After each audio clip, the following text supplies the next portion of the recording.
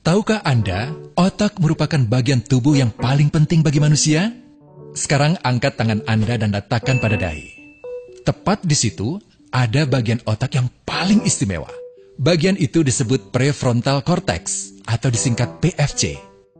Menurut peneliti otak Jordan Grafman, PFC ini hanya ada pada otak manusia, sehingga membedakan kita dengan binatang. Bagian ini diciptakan dan dirancang khusus oleh Tuhan supaya manusia mampu memilih dan memiliki etika. PFC berfungsi seperti pemimpin. Ia bertanggung jawab untuk berkonsentrasi, memahami benar dan salah, mengendalikan diri, menunda kepuasan, berpikir kritis, dan merencanakan masa depan. PFC adalah pusat pertimbangan dan pengambilan keputusan. PFC inilah yang membentuk kepribadian dan perilaku sosial. Sayangnya, PFC adalah bagian otak yang paling mudah mengalami kerusakan. Jika PFC rusak, maka kepribadian orang bisa berubah. Rusaknya PFC bisa disebabkan oleh benturan fisik, bisa juga oleh zat kimia, seperti narkotika, psikotropika, dan zat adiktif atau nafsa. Dan ternyata penyebab paling merusak juga pornografi, yang disebut narkolema, narkotika lewat mata. Bagaimana pornografi mempengaruhi otak dan pikiran kita? Adi, remaja 12 tahun, melihat gambar di TV yang menjurus ke porno. Awalnya, ia merasa kaget dan jijik.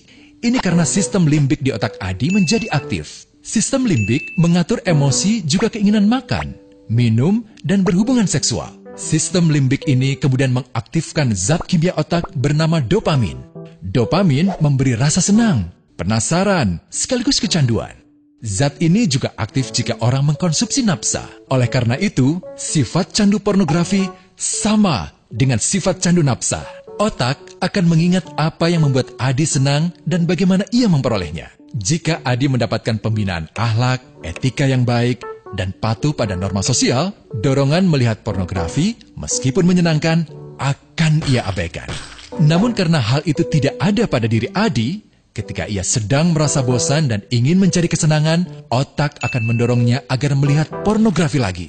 Namun lama-lama, Adi bosan melihat jenis gambar yang sama, dan butuh yang lebih porno untuk memicu rasa senang.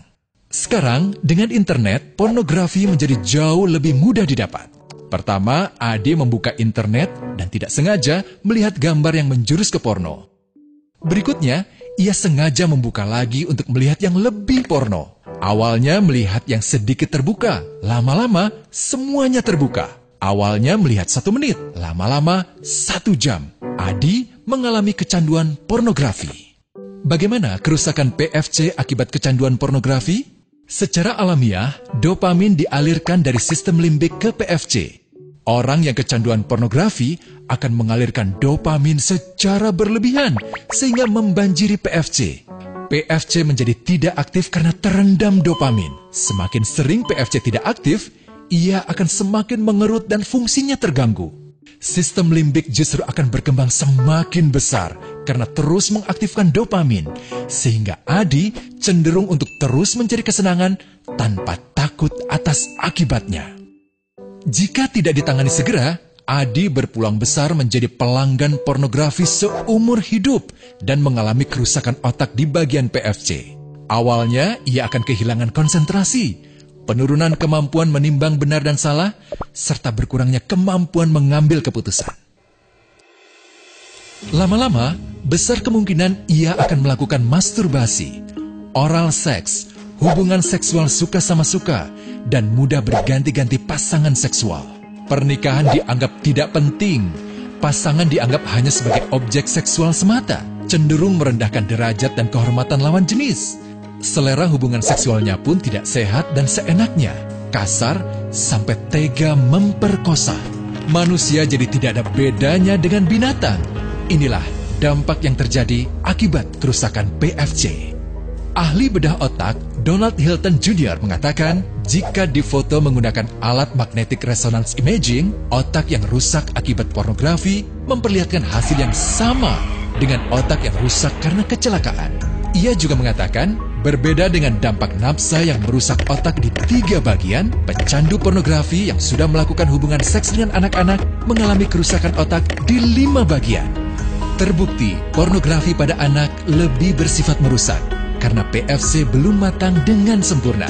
Tapi untungnya, otak anak yang belum sempurna ini masih mudah dibentuk.